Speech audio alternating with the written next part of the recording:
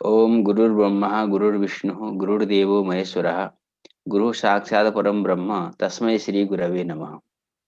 मूकं करोति वाचालं पंगुं लंघयते गिरिं यत्कृपातमहं वन्दे परमानंदमाधवम्।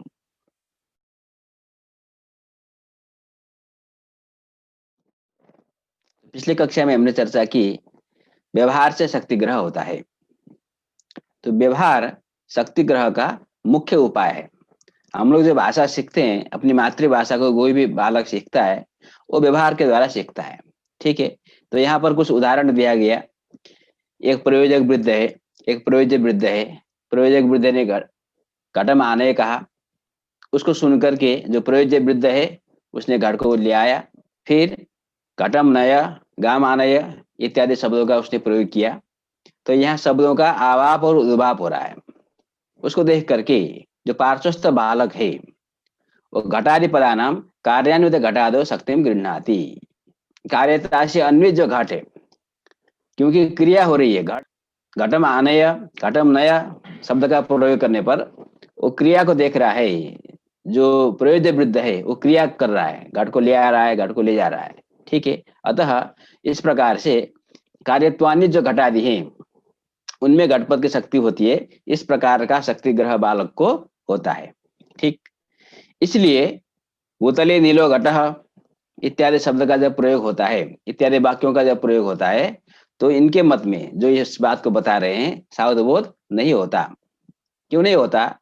क्योंकि घटपद की शक्ति कार्यत्वान्वित घट में है, किंतु इसका अर्थ ये नहीं कि कार्यत्वान्वित घट में घटपद की शक्ति है। इसका अर्थ ये नहीं कि घटपद के उच्चारण करने पर कार्यत्वान्वित घट ही उपस्थित होगा। कार्यता का वाचक जो अन्य पद है, लिंगादि पद, लिंग लोट तब्यत, इनके द्वारा कार्यता की उपस्थिति होती है। तो कार्यता का वाचक जो पद है उनके समावधान होने पर ही घटपद के द्वारा कार्यत्वान्वित घटादि विषयक सावधबोध होता है। अतः जब कार्यता वाचक पद नहीं, ठीक है, घटादि पदानाम कार्यान्वित घटादि बोधे सामर्थ्यावधारणात् कार्यता बोधम प्रति लिंगादीनाम सामर्थ्यात तदभावात लिंग लोट तब्यता आदि के न होने के कारण, कार्यता वाचक पद के न होने के कारण उतले नीलो घटः इत्यादि वाक्य से सावधबोध की उत्पत्ति नहीं होती है। तो यहाँ पर सावधबोध तभी होगी जब कोई न कोई कार्यता वाचक पद रहेगा। तम पश्य इत्यादि अध्यार करके हम लोग सावधबोध करते हैं, ऐसा केचित, ऐसा कुछ लोग कहते हैं। ठीक है। तो इसकी चर्चा हमने पिछली कक्षा में की थी। अब इसका समाधान नैयायिक की दृष्टि से देना है। नैयायिक क्या कहते हैं? तन्न, ये जो आपका मत है ये उचित नहीं है। क्योंकि प्रथमतः कार्यान्वित घटादो शक्त्यवधारणेपि लाघवेन पश्चात तस्य परित्यागो चित्यात्। सामान्य रूप से हमने चर्चा कर ली थी। यद्यपि बालक को प्रथमतः कार्यत्वान्वित जो घटादि है उनमें शक्ति का अवधारण होता है, शक्ति का निश्चय होता है। ठीक है। जैसे मैंने क ख ग जब अक्षर सीखता है बालक, उस समय का हमने आपको उदाहरण दिया था। तो उसी प्रकार से घटपद की कार्यान्वित घटादि में शक्ति ग्रह होने पर भी आरंभ में लाघवे न पश्चात उसका परित्याग कर देना ही उचित है। अतः घटपद की शक्ति घटत्वावच्छिन्न घटमात्र में निर्णित हो जाता है कालांतर में। अतः जहां पर कार्यता वाचक पद नहीं है, भूतली नीलो घट इत्यादि वाक्य से भी वहां पर सावधबोध बन जाएगा। क्योंकि घटपद घटत्वावच्छिन्न का वाचक होता है, घटत्वावच्छिन्न का उपस्थापक होता है और घटत्वावच्छिन्न विषय बोध के प्रति कारण होता है। ठीक। अब एक उदाहरण दे रहे हैं, प्रमाण दे रहे हैं। अतएव चैत्र पुत्रस्ते जातः कन्याते गर्भिणी इत्यादौ मुख प्रसाद मुख मालिन्याभ्याम सुख दुखे अनुमाय तत्कारणत्वेन परिशेषात् शब्दबोधम निर्णीय तद हेतुतया तम शब्दम अवधारयति। कोई व्यक्ति है, उसने चैत्र को कहा, हे चैत्र पुत्रस्ते जातः, तुम्हारा पुत्र हुआ है। तो जब चैत्र ने सुना, वक्ता ने क्या बोला, पुत्रस्ते जातः, तो उसके मुख में प्रसाद उत्पन्न हो जाता है, मुख में प्रसन्नता आ जाती है। ठीक। और फिर दूसरा वाक्य बोला, कन्या थे गर्भिणी, तुम्हारी जो कन्या है वो गर्भवती हो गई है। तो कन्या है अर्थात वो विवाहिता नहीं। अतः जो अविवाहिता कन्या है तो कन्या गर्भिणी ये जो समाचार है वो सुख कारक नहीं है, अतः उसका मुख में मालिन्य आ गया सुन करके। तो पुत्रस्ते जातः वाक्य को जब सुना तो उसके मुख में प्रसाद उत्पन्न हुआ। कन्याते गर्भिणी जाता, इस वाक्य को जब उसने सुना मुख में मालिन्य दिखाई दिया। तो ये मुख का प्रसाद और मुख का मालिन्य जो है वो वक्ता को दिखाई दे रहा है। अब प्रश्न आएगा, मुख प्रसाद का कारण क्या है और मुख मालिन्य का कारण क्या है? तो मुख प्रसाद का कारण है सुख। जब सुख की अनुभूति होती है तो मुख में प्रसन्नता आ जाता है, और जब दुख की उत्पत्ति होती है तो मुख में मालिन्य आ जाता है। तो मुख प्रसाद और मुख मालिन्य के द्वारा सुख और दुख का अनुमान करेंगे। पहले वो सुखी हुआ, पुनः फिर दुखी हुआ, तो सुख और दुख का हमने अनुमान किया। फिर उस सुख और दुख का कारण क्या है? तत्कारणत्वेन परिशेषात, वहां पर वक्ता ने जिस वाक्य का प्रयोग किया, पुत्रस्ते जातः कन्याते गर्भिणी जाता, ये दो वाक्य हैं। इन दो वाक्यों को छोड़ करके अन्य कोई ऐसा कारण वहां पर उपस्थित नहीं है। ठीक है, तो परिशेषात जो वाक्य है वही सुख दुख का कारण है। परिशेषात शब्द बोधम निर्णय, अर्थात उस वाक्य को सुनने पर जो चैत्र है उसको वाक्यार्थ बोध हो गया।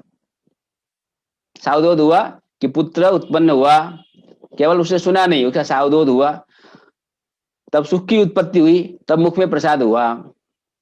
फिर दूसरा वाक्य उसने सुना, कन्याते गर्भिणी जाता, उसका सावधबोध हुआ, उसके फलस्वरूप दुख की उत्पत्ति हुई, उसके फलस्वरूप मुख में मालिन्य उत्पन्न हुआ।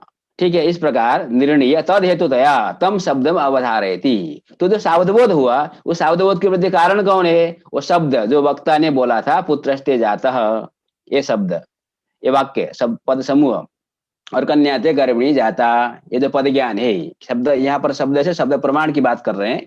तो पुत्रस्ते जाता ये जो पद ज्ञान है, शब्द प्रमाण है। कन्याते गर्भिणी जाता ये जो शब्द प्रमाण हो गया, इनके द्वारा सावधबोध की उत्पत्ति हो रही है। ठीक, अब प्रश्न क्या है कि यहाँ पर तो कोई कार्यतावाचक पद नहीं है।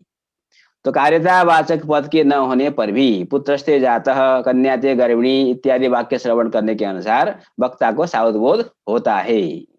अतः सावधबोध करने के लिए कार्यतावाचक पद की आवश्यकता नहीं है। इसके लिए प्रमाण के रूप में उन्होंने उपस्थापन किया। ठीक,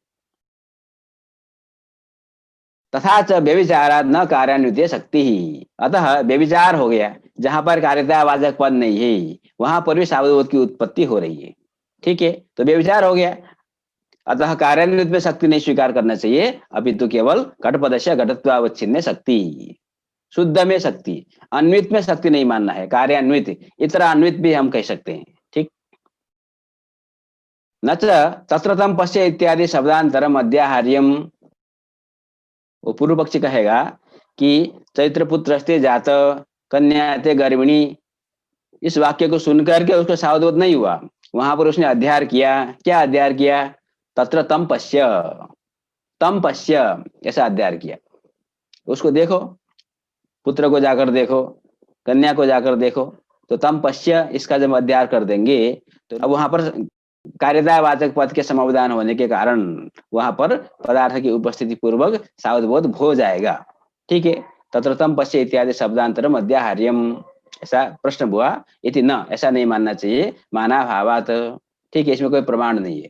हमको ऐसा ऐसा अनुभव होता है क्या कि जो, ठीक है, किसी को कहे पुत्र तब पुत्रो जाता, कन्याते गर्भिणी जाता, तो सुन करके हमको सावधबोध हो जाता है, हमको वहां पर तम पश्य इत्यादि शब्द का अध्ययन करने की आवश्यकता नहीं होती है। ठीक, एक और उदाहरण दे रहे हैं, चैत्र पुत्रस्ते जातो मृतश्च इत्यादि तदभावाच्च। किसी ने कहा, हे चैत्र पुत्रस्ते जाता, पुत्र उत्पन्न हुआ, जब उसने सुना तब खुश हुआ, फिर मृतश्च उसकी मृत्यु भी हो गई, फिर वहां पर भी वो दुखी हो जाएगा। यहाँ पर भी इसी प्रकार से सुख दुख का अनुमान करके मुख प्रसाद मुख मालिन्य के द्वारा हम निर्णय कर लेंगे कि श्रोता को, चैत्र को सावधबोध हुआ, और सावधबोध के प्रति कारण ये शब्द है जो वक्ता ने प्रयोग किया, परिशेषात निर्णित हो जाएगा। ठीक, तो यहाँ पर कहते हैं कि यहाँ पर अध्यार नहीं कर सकते, तदभावाच्च, अध्यार नहीं कर सकते। तो इस उदाहरण में पुत्रस्ते जातः मृतस्ते इत्यादि तदभावाच्च, अर्थात शब्दांतर का अध्यार यहाँ पर नहीं हो सकता। ठीक, तत्र तम पश्य। अब इसके लिए दो कारण हम लोग मतलब अलग अलग कारण पर विचार कर सकते हैं, क्योंकि एक तो ये अत्यंत नकारात्मक है ना, अत्यंत दुखदाई है। तो कोई भी जाकर किसी को नहीं कहेगा कि जाकर देखो तत्र तम पश्य, ये सामान्य ऐसा प्रयोग सामान्यतः होता नहीं, व्यवहारिक रूप में नहीं होता। अतः तदभावाच्च है। ठीक। और दूसरा, क्योंकि अब मृत जो हो गया, ठीक है, मृत होने के बाद अब वहां पर पुत्र नहीं है, वो केवल उसका शरीर सब मात्र है, अतः उसको देखा नहीं जा सकता। जो जीवित है वो पुत्र है, मृत होने के बाद वो पुत्र नहीं है, वो केवल शरीर मात्र है, इसको हम सब कहते हैं। अतः वह पुत्र को कभी भी नहीं देख सकता। ठीक। अतः यहाँ पर पुत्रस्ते जातः मृतस्ते, यहाँ पर तदभावात, अध्याहार के अभाव होने पर भी यहाँ पर सावधवत की उत्पत्ति हो जाती है, जबकि यहाँ पर कार्यतावाचक पद नहीं है। कार्यतावाचक शब्दांतर का अध्याहार भी सामान्य रूप से नहीं किया जा सकता। तो इन प्रमाणों के द्वारा, इन उदाहरणों के द्वारा क्या सिद्ध होता है, कार्यतावाचक पद के समाधान न होने पर भी शब्द के प्रयोग करने पर वह शब्द अर्थ का उपस्थापन कराता है, सावधबोध कराता है। अर्थात कार्यता से अनन्वित जो शुद्ध घटत्वावच्छिन्न घट है, उसमें ही घटपद की शक्ति होती है। यद्यपि आरंभ प्राथमिक स्तर पर प्रारंभ में शक्ति ग्रह काल में कार्यान्वित घटादि में घटपद की शक्ति गृहीत होने पर भी लाघवेन पश्चात तस्य परित्यागो चित्यात्। ठीक। इत्थंच लाघवात् अन्वित घटेपि शक्तिं त्यक्त्वा घटपदस्य घटमात्रे शक्तिं अवधारयति। अभी तक जिसकी चर्चा हम कर रहे थे, मीमांसक ये प्राभाकर का मत था, कार्यत्वान्वित घट में घटपद आदि की शक्ति। अब भट्ट का जो मत है, अन्वित घटे शक्ति, घटपद की अन्वित घट में शक्ति, इतरान्वित, किसी न किसी में कार्यत्वान्वित होना जरूरी नहीं है, अन्वित होना चाहिए। क्योंकि हम केवल घटः कहने पर तो हम साधुबोध नहीं करते। नीलो घटः, घटमानयः, घटः अस्ति, यद्यपि कार्यतावाचक पद न हो फिर भी सावधबोध होता है, किंतु अन्वित होकर के सावधबोध होता है। अतः अन्वितीय शक्ति, ऐसा भट्ट का मत है, उसके लिए भी नहीं यही कहते हैं, उस अन्वित में शक्ति मानने पर भी लाघव होता है। अतः उसमें शक्ति का परित्याग करके अन्वित घटे भी शक्ति त्यक्त्वा घटपदस्य घटमात्रे शक्ति अवधारयति। तो घटपद की केवल शुद्ध घट में शक्ति है।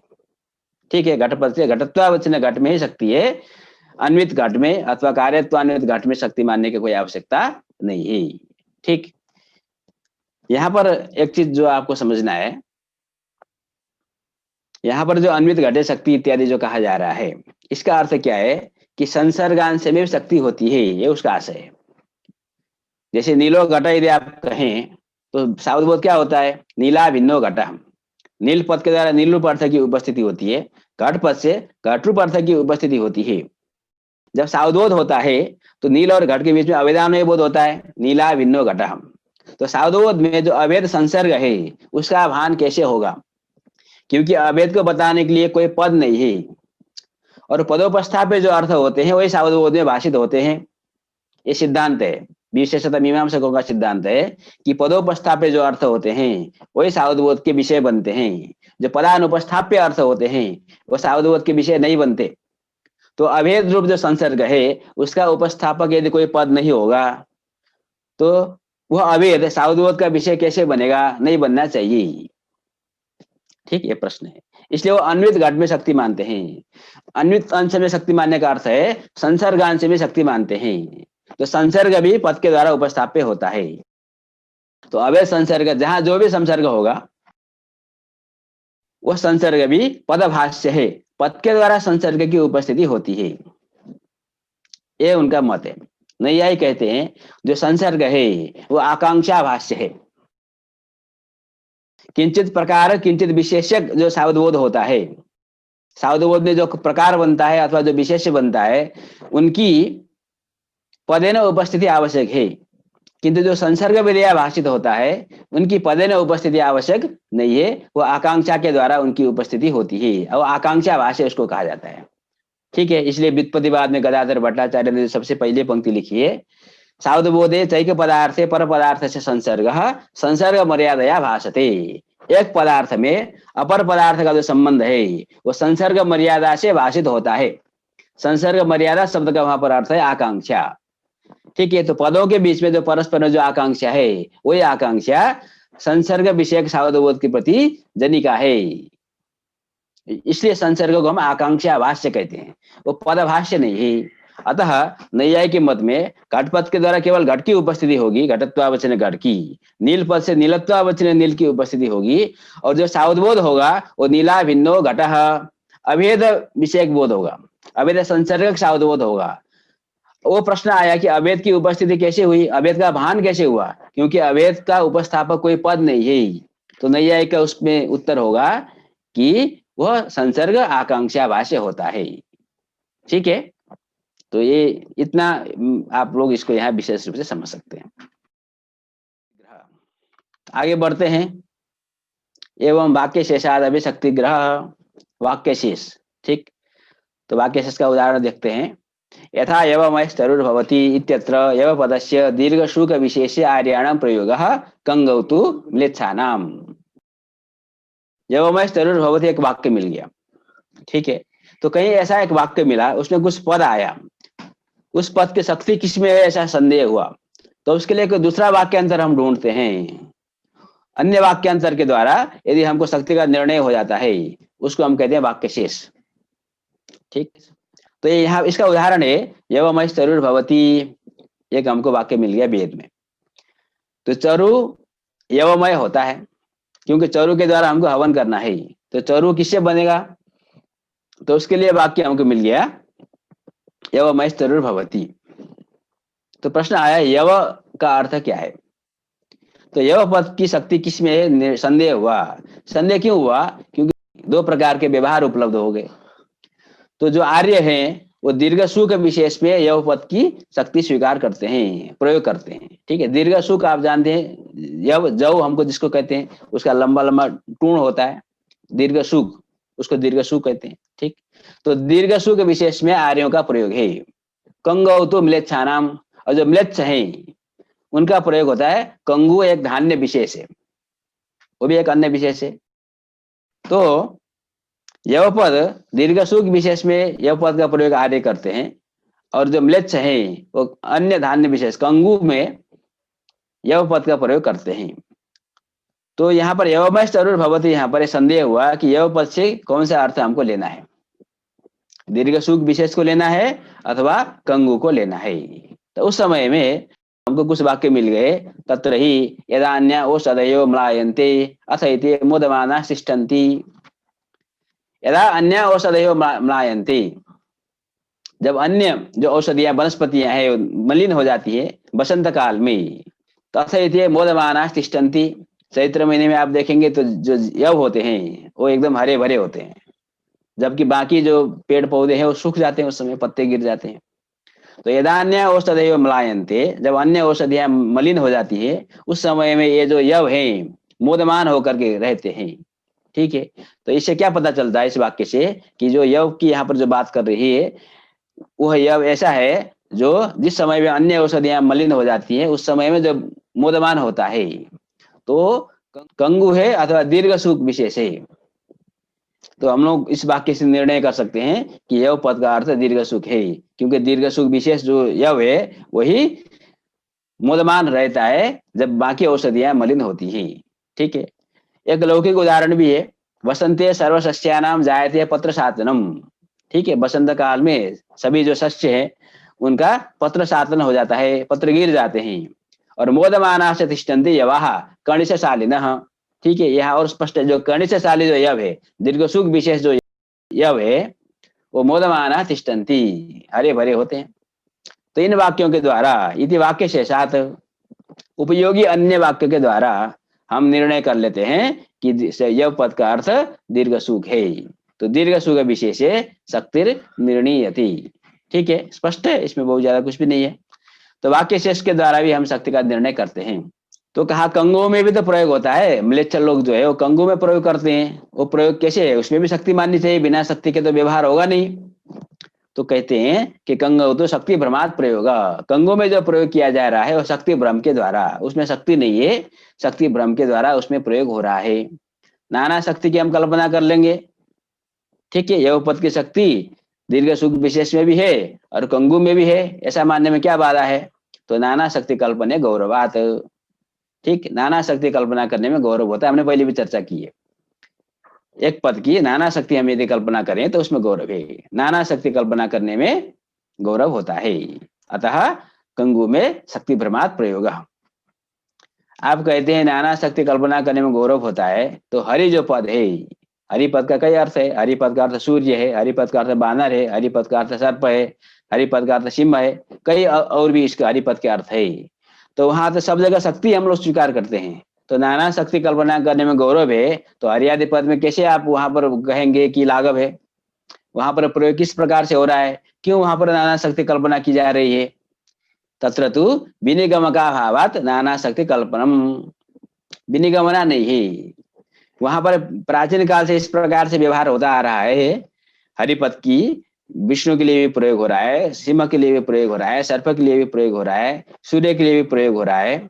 तो वहां पर हम ऐसा निर्णय नहीं कर सकते कि इसमें शक्ति है, अन्य में शक्ति भ्रम है। अतः विनिगमक न होने के कारण वहां पर हम अगत्या नाना शक्ति की कल्पना करते हैं, और जहां पर हमारे पास गति हो, विकल्प हो, विनिगमना के लिए कुछ युक्ति हमको मिल जाए, तो वहां पर हम नाना शक्ति की कल्पना नहीं करते। तो नाना शक्ति की कल्पना करने में गौरव होता है। ठीक, एवं विवरणाद भी शक्ति ग्रह, विवरण करने से भी शक्ति ग्रह होता है। तो विवरण क्या है? व्याख्यान है। विवरणम तु तत्समानार्थक पदांतरेण तदर्थ कथनम। ठीक, जैसे इसका उदाहरण देखिए, ऐसा घटोस्ति इत्यस्य कलशोस्ति इत्यनेन विवरणात् घटपदस्य कलशे शक्ति ग्रह। घटोस्ति किसी ने कहा और श्रोता को समझ में नहीं आया, घटोस्ति का क्या अर्थ है, तो दूसरे ने व्याख्या कर दिया कलशोस्ति था। जो श्रोता है वो कलश पदार्थ को जानता था, जब उसके सामने कलशोस्ति कह देंगे तो उसको समझ में आ जाता है कि घट अर्थात कलश। ठीक है, इस प्रकार से विवरण करने से घटपदस्य कलशे शक्ति ग्रह भवति। ठीक है, स्पष्ट है। एवं पचति इत्यस्य पाकं करोति इत्यनेन विवरणात् आख्यातस्य यत्नार्थकत्वं कल्प्यते। पचति किसी ने कहा तो समझ में नहीं आया पचति क्या है, तो दूसरे ने व्याख्या कर किया पाकं करोति। तो यहाँ पर पाक शब्द का अर्थ तो मान लीजिए उसको ज्ञात था, तो पाकम करोति कहने इस प्रकार से विवरण करने से जो आख्यात है, ती है, उसका अर्थ यत्न है, कृति है, ऐसा श्रोता जान जाता है। ठीक है, तो आख्यात की शक्ति कृति में है, ऐसा वो निर्णित कर लेता है। इस प्रकार से हम विवरण से भी शक्ति ग्रह कर सकते हैं। विवरणम तु तत्समानार्थक पदांतरेण तदर्थ कथनम। ठीक, एवं प्रसिद्ध पद से सान्निध्याद भी शक्ति ग्रह, प्रसिद्ध पद के सान्निध्य से भी शक्ति ग्रह होता है। जैसे यह सहकार तरो मधुरम पिको रौति इत्यादि पिक पदस्य कोकिले शक्ति ग्रह। किसी ने प्रयोग किया यह सहकार तरो मधुरम पिको रौति, तो जो पिक शब्द का अर्थ नहीं जानता था उसने वाक्य सुना, यह सहकार तरो मधुरम पिको रौति, सुगंधित जो आम्र है उसको सहकार कहते हैं। तो ये जो सुगंधित आम्र का पेड़ है उसमें मधुर मधुर पीक रौती, पीक जो है आवाज कर रही है। तो वहां पर पीक शब्द का अर्थ समझ में आता है कि ये जो आम के पेड़ में बैठ करके कौन मीठी मीठी आवाज में बोलता है। ठीक है, तो पीक माने कोकिल है। तो यहाँ पर सहकार तरु ये प्रसिद्ध शब्द है, सहकार तरु का अर्थ वो जानता है, मधुरम शब्द का अर्थ भी जानता है, रौती शब्द का अर्थ भी जानता है। तो इन अर्थों को जानने के बाद पिक शब्द का अर्थ जो अज्ञात था उसका भी निर्णय हो जाता है। ठीक, पिक शब्द से कोकिले शक्ति ग्रह। तो ये हो गया प्रसिद्ध पद के सान्निध्य से। तो जो शक्ति ग्रह के उपाय हमने गिनाए थे, क्या क्या गिनाए थे? शक्ति ग्रह व्याकरणोपमान कोशाप्त वाक्याद व्यवहारतश्च वाक्य से शेषाद विवृतिर वदंती सान्निध्यतः सिद्ध पदस्य वृद्धा। तो ये जो 8 उपाय है उनमें से जो अंतिम उपाय उस कारिका में बताई गई वो है सान्निध्यतः सिद्ध पदस्य वृद्धा। तो सिद्ध पद के सान्निध्य से भी, प्रसिद्ध पद के सान्निध्य से भी शक्ति ग्रह होता है। यहां तक हो गई शक्ति ग्रह के उपाय की चर्चा। अब आगे बढ़ते हैं। आगे मीमांसकों का ही मत है, तत्र जाता व्यव शक्ति ग्रह न तो व्यक्तौ व्यभिचारात आनंत्याच। शक्ति ग्रह के उपाय तो हमने जान लिए, किंतु शक्ति ग्रह किसमें होता है, घटपद की शक्ति किसमें है? तो नैयायिक के मत में तो आप जानते हैं घटपद की शक्ति घट में है, घटत्वावचन घट में है। किंतु यहाँ पर जो मीमांसक हैं वो कहते हैं तत्र जाता व्यव शक्ति ग्रह, घटपद की शक्ति घटत्व में है, जाति में शक्ति है, न तो व्यक्ति में शक्ति नहीं है। क्यों? दो दोष दिया है, व्यभिचारात आनंत्याच। एक है व्यभिचार, दूसरा है आनंत्य। अब देखिए व्यभिचार कैसे, तो पहले कहिए कि जैसे गोपद है, गोपद की शक्ति किसमें है? गौ में है। तो एक गौ में शक्ति है कि नाना गौ में शक्ति है, ये प्रश्न करिए। ठीक, दो पक्ष बनाइए। यदि एक गौ में शक्ति है तो गोपद के उच्चारण करने पर अन्य गौ का बोध नहीं होना चाहिए। ठीक, किंतु ऐसा तो है नहीं। तो यदि व्यक्ति में शक्ति मानते हैं और एक एकस्यामेव व्यक्तौ शक्ति इति उच्यते, एक व्यक्ति में ही गोपद की शक्ति ऐसा मानेंगे तो व्यभिचार हो जाएगा, क्योंकि अन्य गौ में, जिस गौ में शक्ति ग्रहण नहीं हुआ है वहां पर भी तो उपस्थिति और सावधोध होता है, तो ये व्यभिचार हो गया। हम कहेंगे सारे गौ में शक्ति है, तो कितने गौ हैं? बहुत से गौ हैं, सारे गौ में आप शक्ति मानेंगे तो आनंत्य हो जाएगा, ये हो गया आनंत्य। ठीक, अतः व्यक्ति में शक्ति नहीं मानना चाहिए। एक व्यक्ति में शक्ति मानेंगे तो व्यभिचार होगा, नाना व्यक्ति में शक्ति मानेंगे तो आनंत्य होगा। अतः जातो शक्ति ग्रह, यदि गोपद की गोत्व में शक्ति मान लेंगे तो एक आशक्ति, एक ही तो गोत्व है। ठीक, ये हो गया मीमांसक का कथन। अब उनको पूछेंगे, यदि आप कहते हैं गोपद की शक्ति गोत्व में है, किंतु सावधवोध में तो गौ का भी तो भान होता है, व्यक्ति का भी तो भान होता है, कैसे होगा? तो व्यक्तिम बिना जाति भान से असंभवात व्यक्ति रवि भानम। ठीक, इसको कहते हैं आक्षेप। आक्षेप के द्वारा व्यक्ति का लाभ हो जाएगा, क्योंकि बिना व्यक्ति का तो जाति का भान हो नहीं सकता, गोत्व का भान जब भी होगा गौ में होगा। अतः गोत्व में शक्ति हम मान लेंगे, तो गोत्व में शक्ति मानने का अर्थ हुआ कि गोत्व का भान हमेशा गौ में ही होना है, व्यक्ति भान के बिना जाति का भान हो नहीं सकता। अतः शक्ति हम मानेंगे जाति में, किंतु भान गो का भी हो जाएगा, व्यक्ति का भी भान हो जाएगा। आक्षेपात लभ्यते, ये हो गया इनका मत। इति केचित्, तो यहाँ तक मत हुआ। ठीक है, तो क्या मत हुआ कि जाति में शक्ति माननी चाहिए और व्यक्ति के बिना जाति का भान हो नहीं सकता। अतः सावधबोध में जब गो का भान हो रहा है वो आक्षेपात। ठीक, अब नैयायिक कहते तन्न शक्तिम बिना व्यक्ति भानानुपपत्ति ही। देखिए सावधबोध में जो पदार्थ भाषित हो रहा है, तो जिसमें शक्ति ग्रह है उसकी उपस्थिति होती है, उसका सावधबोध होता है। आप क्या कहते हैं कि शक्ति ग्रह जाति में है, ठीक, और भान किसके हो रहा है? व्यक्ति का भी भान संभव हो जाएगा, है ना। मतलब व्यक्ति में शक्ति ग्रह न होने पर भी व्यक्ति का सावधबोध में भान हो जाएगा। यदि ऐसा कहेंगे तो घटपद के उच्चारण करने पर जो घटपद के जिसमें शक्ति नहीं है, पटारी, उनका भी भान होने लगेगा। अतः घटपद के द्वारा घट का भान इसलिए होता है क्योंकि घटपद की शक्ति घट में है। ठीक, समझ में आई बात? शक्ति बिना व्यक्ति भाना न भवति, जिस अर्थ में जिस पद की शक्ति नहीं है उस व्यक्ति का सावधबोध में भान नहीं हो सकता। अतः व्यक्ति का यदि भान हो रहा है सावधबोध में तो व्यक्ति में शक्ति मानना चाहिए, ये नहीं आएगा कथन है। न से व्यक्तो लक्षणा, वो कहते हैं कि व्यक्ति में हम लक्षणा कर देते हैं। ठीक है, मतलब गो पद के द्वारा गोत्व की उपस्थिति हुई, क्योंकि गोत्व में शक्ति है तो गोत्व की उपस्थिति होगी, किंतु अब बोध तो गो विषय हो रहा है तो हम वहां पर गो में लक्षणा करेंगे। ठीक है, न से व्यक्तो लक्षणा, तो नैयायी कहते हैं अनुपपत्ति प्रतिसंधान बिना भी व्यक्ति बोधात। जैसे हम एक उदाहरण लेते हैं, गाम आनय। ठीक है, तो जब किसी वक्ता ने गाम आनय कहा तो गो पद के द्वारा गोत्व की उपस्थिति होगी। ठीक है, और गोत्व का आनयन में अन्वय करना है, गोत्व कर्मकम आनयनम। अब गोत्व कर्म का आनयन बाधित है, गोत्व का आनयन हो नहीं सकता। हम गाय को ला सकते हैं, गोत्व का कैसे लाएंगे? गोत्व में क्रिया ही नहीं होती है, गोत्व जाति है। इसलिए हम क्या करेंगे, वहां पर लक्षणा करेंगे, गोत्व की लक्षणा करेंगे गौ में, तो गो कर्मकम आनयनम, इस प्रकार का बोध बन जाएगा।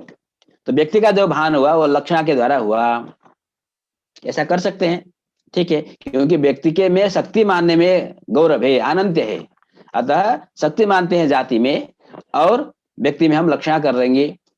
आप ही तो नाना शक्ति नहीं कल्पना करना चाहते हैं। ठीक, ये हुआ। किंतु नैया क्या कहेगा, देखिए लक्षणा तब होती है जब अनुपपत्ति का प्रतिसंधान होता है, हमेशा हम लक्षणा नहीं करते। गंगायाम घोषा जब कहते हैं तब लक्षणा होती है, क्योंकि गंगा का अर्थ जल प्रवाह लेंगे तो वहां घोष का अन्वय नहीं हो सकता। अनुपपत्ति का प्रतिसंधान हो रहा है, तात्पर्य अनुपपत्ति का प्रतिसंधान होता है। तात्पर्य अनुपपद्यते, तात्पर्य अनुपपन्नम, तात्पर्य अनुपपत्ति लक्षणा का बीज है। तो जहां पर अनुपपत्ति का प्रतिसंधान होता है वहां पर लक्षणा की जाती है। तो गांव आने कहने पर तो वहां पर अनुपपत्ति का प्रतिसंधान हो सकता है, क्योंकि आनयन क्रिया के साथ गोत्व का अन्वय नहीं हो सकता, अनुपपन्न है। गोत्व कर्मकम आनयनम अनुपपन्नम, इसलिए वहां ठीक है, लक्षणा हो सकती है। किंतु किसी ने कहा गौ अस्ति, वहां पर क्या करेंगे, क्योंकि अस्तित्व का अन्वय गोत्व में हो सकता है।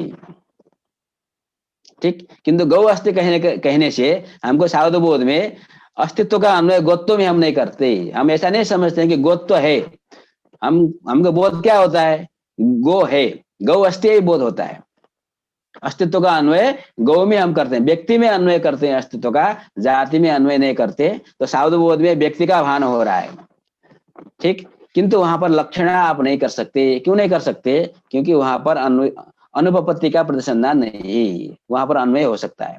ठीक, तो अनुपपत्ति प्रतिसंधान के बिना भी व्यक्ति का बोध होता है, अतः लक्षणा व्यक्ति का बोध होता है ऐसा कथन उचित नहीं है। ठीक, अब वो पूछेंगे नैयायिक को, न तो व्यक्ति शक्तो अनंत्यम, तो नैयायिक का कथन क्या हुआ कि इसलिए व्यक्ति में शक्ति माननी चाहिए, जाति में शक्ति नहीं मान सकते, क्योंकि व्यक्ति विषय बोध हो रहा है। तो यद विषय बोध हो रहा है उसमें शक्ति होना आवश्यक है, इसका अर्थ व्यक्ति में शक्ति है। तो प्रश्न आएगा कि व्यक्ति में शक्ति मानने पर तो अनंत्य होता है, जिसे पहले कहा। ठीक, तो न तो व्यक्ति शक्तो अनंत्यम, तो इसका उत्तर देते हैं सकल व्यक्तौ एकस्या एव शक्ति स्वीकारात। नैयायी कहते हैं हम नाना शक्ति नहीं मानते, गोपद की यावत गौ में एका शक्ति है। तो सकल व्यक्तौ एकस्या एव शक्ति स्वीकारात, तो प्रत्येक गौ में भिन्न भिन्न शक्ति को स्वीकार करेंगे तब गौरव होगा, किंतु हम यावत गौ में एका शक्ति है ऐसा स्वीकार करते हैं, अतः न गौरवम न अनंत्यम। ठीक, न तो अनुगमः, जब गौ अनेक हैं तो उसमें रहने वाले शक्ति एक है ऐसा आप कैसे कह सकते हैं, ये अनुगम है। इसमें अनुगम का मतलब नाना है ना, जहां पर एक रूपेण वस्तु का प्रतिपादन नहीं किया जा सकता उसको हम कहते हैं अनुगम हो रहा है। ठीक, तो जब व्यक्ति नाना है तो प्रत्येक में शक्ति आप स्वीकार करते हैं, तो प्रत्येक नाना व्यक्ति में एका शक्ति ऐसा आप नहीं कह सकते, शक्ति में अनंत होगा ही, इसलिए अनुगम रहेगा, नाना तो उसमें रहेगा, आप नाना तो हटा नहीं सकते। तो कहते हैं गोत्वाद रेव अनुगमकत्वात्, वह अनुगमक है, एक रूपेण प्रतिपादन करने के लिए हमारे पास युक्ति है, एक वस्तु है जिसको हम गोत्व कहते हैं, जाति। तो हम गोत्वावच्छिन्न में शक्ति मानते हैं, हम ऐसा नहीं कहेंगे नाना गौ में शक्ति है, ऐसा नहीं कहेंगे, हम कहेंगे गोत्वावच्छिन्न में गोपद की शक्ति है। तो गोत्व रूप अनुगमक विद्यमान होने के कारण गोत्व एक है, तो गोत्वावच्छिन्न में रहने वाली शक्ति भी एक है, इस प्रकार से हम व्याख्या कर सकते हैं। ठीक है, तो क्या निर्णय हुआ कि नैयायिक के अनुसार व्यक्ति में शक्ति माननी चाहिए, और प्रत्येक गौ में रहने वाली जो गोपद की शक्ति है वो गोत्वावच्छिन्न में है, अतः एका शक्ति है। तो एका शक्ति होने के कारण जो पहले कहा गया था व्यभिचार और आनंद दो प्रकार के दोष का उपस्थापन किया था पूर्व पक्षियों ने, तो यहाँ तो न तो व्यभिचार है न तो आनंद है, अतः जाति में शक्ति नहीं माननी चाहिए। एक और दोष दे रहे नैयायिक मीमांसक के दृष्टिकोण को, किंच गौ शक्य यदि शक्ति ग्रह यदि तदा व्यक्तो शक्ति। हम उनको पूछेंगे आप जो शक्ति ग्रह करते हो उसका आकार क्या होगा, गोपद की शक्ति आप जाति में मानते हैं, किंतु शक्ति ग्रह का आकार क्या होगा, आप क्या बोलेंगे, आप गहु शक्या ऐसा बोलेंगे अथवा गोत्तम शक्यम ऐसा बोलेंगे, शक्ति ग्रह का आकार क्या होगा। दो विकल्प दिए, तो प्रथम विकल्प यदि स्वीकार करते हैं गौ शक्या इस प्रकार का यदि शक्ति ग्रह है, तब तो क्या उस वाक्य से क्या निर्णय हुआ कि गौ शक्या अर्थात शक्ति का विषय गौ है। तो जब गौ शक्या इस प्रकार का यदि शक्ति ग्रह है तो इससे निश्चित है कि व्यक्ति में आप शक्ति मान रहे हो, आपका जो वाक्य है, शक्ति ग्रह का जो आकार है, वो स्वयं बता रहा है कि व्यक्ति में शक्ति है, गौ में शक्ति है। यदि तू गौतम शक्य में शक्ति ग्रह, नहीं नहीं, हम गौ शक्या इस प्रकार का शक्ति ग्रह नहीं मानते हैं। हम क्या मानते हैं? गौतम सत्यम इस प्रकार का शक्ति ग्रह मानते हैं। तदा गोत्व प्रकार का पदार्थ स्मरणम सावध बोधश्च न स्यात्। अब हम कहेंगे, यदि आप गोत्तम सक्यम इस प्रकार का शक्ति ग्रह स्वीकार करते हैं, तो जो गोत्व प्रकार पदार्थ का स्मरण, पदार्थ उपस्थिति और सावधबोध होता है, गौ अस्थि इत्यादि वाक्य के प्रयोग करने पर गोपद के द्वारा गोत्व प्रकारक पदार्थ स्मरण और गोत्व प्रकारक सावधबोध होता है, वो नहीं होना चाहिए। क्यों नहीं होना चाहिए? समान प्रकारकत्वेन शक्ति ज्ञानस्य पदार्थ स्मरणम सावधबोधम प्रति च हेतुत्वात्। इसका अर्थ क्या है? यद प्रकारक शक्ति ज्ञान होता है, वह शक्ति ज्ञान तत्प्रकारक पदार्थ स्मरण के प्रति और तत्प्रकारक सावधबोध के प्रति कारण होता है। ठीक, समझ में आया? शक्ति ज्ञान यद प्रकारक है, शक्ति ज्ञान में जो प्रकारतया भाषित होता है, पदार्थ उपस्थिति में भी वही प्रकार होना चाहिए और सावधबोध में भी वही प्रकार होना चाहिए। समान प्रकारक सावधबोध समान प्रकारक पदार्थ स्मरण के प्रति समान प्रकारक शक्ति ज्ञान की कारणता होती है। किंतु गौ अस्थि इत्यादि वाक्य में हमको गो पद के द्वारा जो पदार्थ का स्मरण होता है, वो गोत्व प्रकारक गो विशेषक पदार्थ स्मरण होता है और गोत्व प्रकारक सावधबोध होता है। किंतु शक्ति ग्रह का आकार आप क्या बना रहे हो? जब हम गौ शक्या ऐसा शक्ति ग्रह का आकार बनाएंगे, तो यहाँ पर गौ विशेष है, एक गोत्व प्रकार है, तो एक गोत्व प्रकारक शक्ति ग्रह है। तो ये जो गोत्व प्रकारक शक्ति ग्रह है, एक गोत्व प्रकारक पदार्थ स्मरण और गोत्व प्रकारक सावधबोध के प्रति कारण बनता है, ये तो ठीक है, इससे तो व्यक्ति में शक्ति सिद्ध होगी। किंतु यदि आप गोत्तम सक्यम इस प्रकार का शक्ति ग्रह का आकार मानेंगे, तो इस शक्ति ग्रह के आकार में गोत्व क्या बन रहा है? विशेष बन रहा है, गोत्व प्रकार नहीं बन रहा है। गोत्तम सक्यम ऐसा जब आप बोल रहे हैं, तो गोत्व विशेषक शक्ति ग्रह है।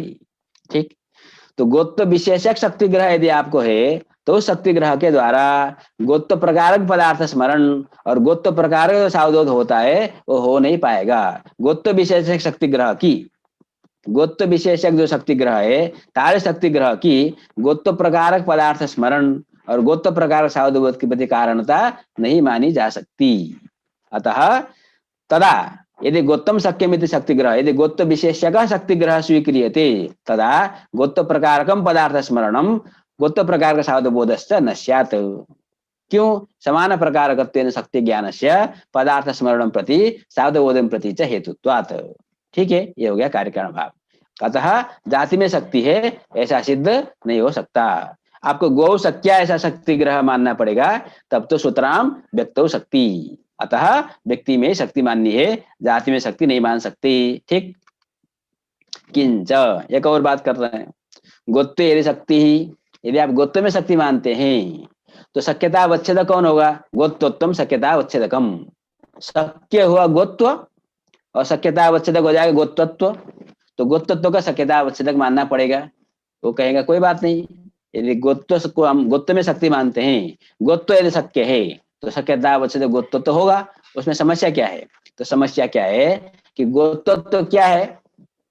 जैसे गोत्व तो जाति है, गौ में रहने वाली जाति गोत्व है, और उस गोत्व में रहने वाला जो गोत्वत्व है वो तो उपाधि है, उसकी व्याख्या करनी पड़ेगी। तो गोत्वत्वम किम, इसकी व्याख्या की गई है गवेतरा समवेतत्व सकल गो समवेतत्वम, यही गोत्वत्व है।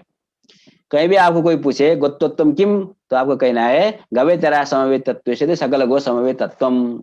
घटत्वत्वम किम, घटेतरा समवेतत्व सकल घट समवेतत्वम। ठीक, अब देखिए, इसको गोत्व में रहना चाहिए, गोत्वत्व गोत्व में रहने वाला धर्म है, तो परीक्षण करके देखते हैं। गवेतरा समवेतत्व, गवेतर में असमवेत, गवेतर में शादी हो गया, उनमें जो समवाय संबंध से नहीं रहता, तो गवेतर में असमवेत कौन है? गोत्व है। गवेतरा समवेत हुआ गोत्व, उसमें रहेगा गवेतरा समवेतत्व, तो ये गोत्व वृत्ति धर्म हुआ। ठीक, सकल गो समवेतत्व, सकल गो में समवेत कौन है? गोत्व है, तो सकल गो समवेत हुआ गोत्व, उसका धर्म हो गया सकल गो समवेतत्व। ठीक, तो गवेतरा समवेतत्व यदि सकल गो समवेतत्व, ये गोत्व में रहने वाला धर्म है, यही गोत्वत्व है। तो कहेगा कोई बात नहीं, क्या दिक्कत है? तो दिक्कत है कि गोतत्व के कुक्षी में यावत गवे तर का प्रवेश हुआ और सकल गो का भी प्रवेश हुआ। ठीक है, तो आप व्यक्ति का निराकरण करना चाहते थे, तो व्यक्ति का प्रवेश गोत्व में हो गया। तथा गो व्यक्ति नाम शक्यता बच्चे की अनुप्रवेशात तवैव गौरवम।